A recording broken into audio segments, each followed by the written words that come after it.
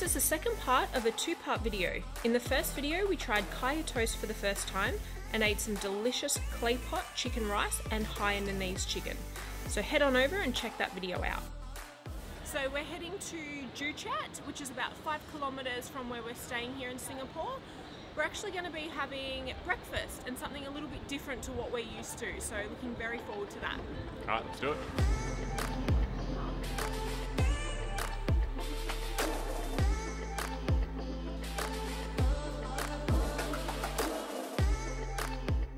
So we've come down to Shazza Confectionery here in Joo Chiat to get some of their famous curry puffs. Yeah, this place is an institution and it's the place to stop off if you're looking for a crispy, savoury curry puff. I've got the beef rendang curry puff. This is apparently one of their best sellers. I'm so excited to try this. We're so hungry. And this is the potato, I'm pretty sure. Cheers. Alright. We're filming on top of a wheelie bin right now, so it's not the best angle. And everything's blowing away in the wind. Yep. There's traffic everywhere, so just bear with us. That pastry is fried to a crispy perfection. It is so delicious, so buttery. Alright, I'm going to try the beef rendang. We did read some reviews where they said the meat's a little bit dry, but it's definitely not the case. Definitely not. I could eat these all day. Yeah. Really affordable too, I think. Yep. $2.50 each for the bigger ones. Super inexpensive and super delicious. Pastry everywhere. The ground is covered in pastry. We're going to finish these and move on to the next spot. Yep.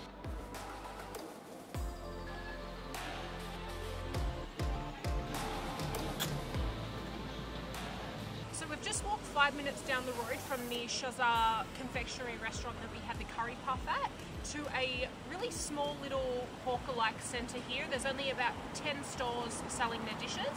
We came here specifically for the steamed rice cakes. So the shop's called Putu Piring, and that is also the name of the dish that we're going to be trying.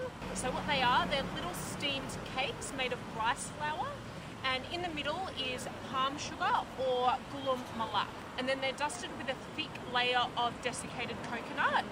I love coconut and I love anything sweet, so I'm super excited to try these. All right, Steve's going in for the first try.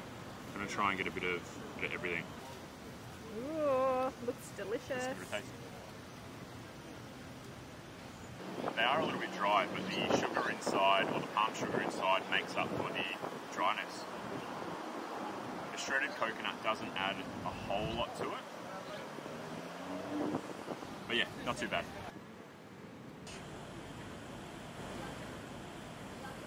Very mild flavour. Not my favourite. I love coconut and sweet things. I feel it's missing a little bit moisture. of... Yeah. So it was $3.50 for 3 of these pancakes, and I've just spilled it all over me. We are loving this little suburb of Singapore called Joo Chiat. If I could live anywhere in Singapore, I would choose this neighbourhood. It is so beautiful, it is so quiet, the colours of the houses are just, yeah, it's stunning.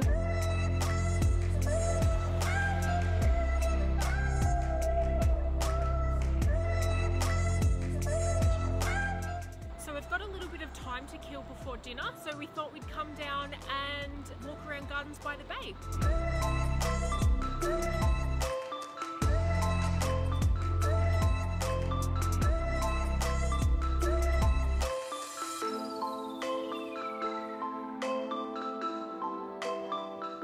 So the gardens are a great way to break up the hustle and bustle of Singapore. Good place to come out and just chill and get away from all the noise. But all this walking's made us hungry, so we're going to head to a hawker hall not too far from here called Lau Pa Sat. To get some noodles and dumplings.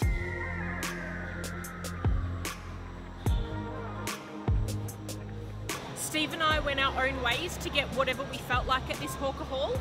I ended up getting a dumpling soup, so we'll see what he got. Dish one. Oh, dish one. I ended up going with the dumplings. I really wanted noodles and dumplings in one dish, but they ran out of noodles, so I just got dumplings. I don't know what's in them. I think they're pork. broth is super salty, which I like. This dumpling has seen better days. Bit of a dog's breakfast looking dumpling, but tastes delicious. There's a lot of meat in that dumpling. The pastry is very soft. As you can see, it's kind of falling apart. And the vegetables just add a really nice... I don't know what those bells are going off for. Hopefully you can hear me. Exactly what I was wanting. Hoping to have it with noodles, but we'll see if we can add some of the hockey noodles in at the end. See what that tastes like. Do a bit of a mix and match. I went for the fried carrot cake, which strangely enough has no carrots in it. It's made up of white radish, egg, soy sauce to give it its colour, and it's kind of like an omelette consistency with the radish, kind of like a cooked potato. And also, I went the hokkien noodles. I'm going to start with the fried carrot cake. I've added a few bits of pork crackling and shallots or green onion. That's the fried carrot cake or the radish. I really like it. It's quite a mild dish, if I can pick it up. I've also, I just spilled sauce everywhere. I've also got some of this chili sauce here.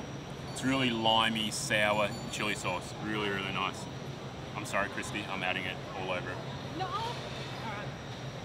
And the other dish was the fried hokkien noodles with prawns. So as you can see, quite thin noodles. They're all chopped up, which makes it a bit hard for me to eat because I'm not awesome with chopsticks. You can really taste those prawns in there. It tastes like it's been cooked with some sort of broth as well of seafood because it's super, super, super seafood. I don't know why I said super that many times, but that's how seafood is. I think this was my favourite out of the two. I just had a mouthful of the carrot cake. Best thing I've eaten in my life. Okay, that's maybe an exaggeration, but with the lime chili dressing that Steve put on, I don't know why, it's because it doesn't have a really strong, overpowering flavour, but that was the best mouthful of food I've had for a long time. That chili sauce is definitely a game changer. It adds such a different depth of flavour. I've changed my mind from the hokkien noodles being my favourite dish to now the fried carrot cake. So the Lau Pa Sat Hawker Centre here is one of the oldest buildings in Singapore, dating back to the 19th century, and it was originally established as a wet market, and it has been converted to what we know it as today as one of the most famous hawker halls here. It is a little bit more expensive than the ones that we visited earlier in Chinatown and some of the ones in Little India and scattered throughout Singapore.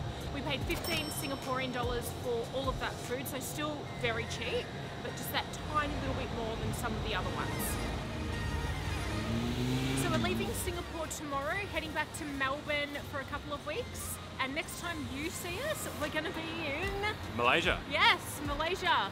We are super excited to go to Malaysia. We're going to be spending quite a long time there, starting off in KL. If you have any recommendations for us, drop them down in the comments and we'll see you there. Bye. Bye.